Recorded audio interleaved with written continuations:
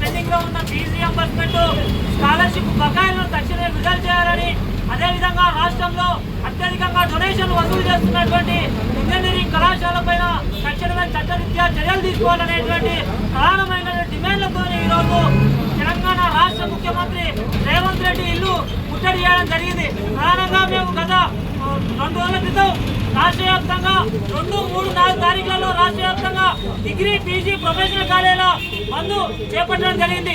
ఈ 72 గంటలు రాష్ట్రం మొత్తం కూడా అన్ని విద్యా సంస్థలు యాజమాన్యాలు స్వచ్ఛందంగా వాళ్ళ విద్యార్థులు యాజమాన్యాలు బంద్లో పాల్గొనడం జరిగింది. ఈ 3 రోజుల బంద్లో ఎక్కడ కూడా రాష్ట్ర ముఖ్యమంత్రి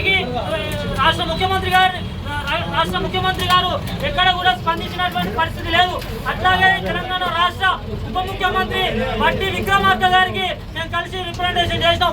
అట్లాగే తెలంగాణ రాష్ట్ర కేబినెట్ మంత్రి అయినటువంటి పొంగులేటి శ్రీనివాస్ రెడ్డి గారికి మేము కలిసి రిప్రజెంటేషన్ చేసినాం. పొన్నం ప్రభాకర్ గారికి మేము కలిసి రిప్రజెంటేషన్ చేసినాం. అయినా కూడా ఎక్కడ కూడా స్పందించకపోవడం వల్ల ఈ రోజు చివరిగా తెలంగాణ రాష్ట్ర ముఖ్యమంత్రి బిల్లు ముట్టడి చేయడం జరిగింది. వాళ్ళ తెలంగాణ రాష్ట్రంలో వాళ్ళ కాంగ్రెస్ హయాంలో తెచ్చినటువంటి ఫీజు రియంబర్స్మెంట్ పథకం మీద ఆధారపడి వాళ్ళ లక్షలాది మంది పేద విద్యార్థులు వాళ్ళ ఉన్నత విద్యను అభ్యసిస్తూ ఉన్నారు. ఇవాళ దాదాపు 10 సంవత్సరాలుగా అప్పుడు కేసీఆర్ గవర్నమెంట్ లో దాదాపు 5,192 కోట్ల రూపాయలు బకాయిలుగా ఉన్నాయి. అట్లాగే రేవంత్ రెడ్డి గారు వచ్చిన తర్వాత దాదాపు ఇంచుమించు 8,000 కోట్ల పైచీలకు ఇవాళ రియంబర్స్మెంట్ స్కాలర్షిప్లు బకాయిలుగా ఉన్నటువంటి పరిస్థితి. ఈ స్కాలర్షిప్లు రియంబర్స్మెంట్ ను రిలీజ్ చేయకుండా వాళ్ళ ఒక పక్క అందాల పోటీలు నిర్వహిస్తూ ఉన్నాడు.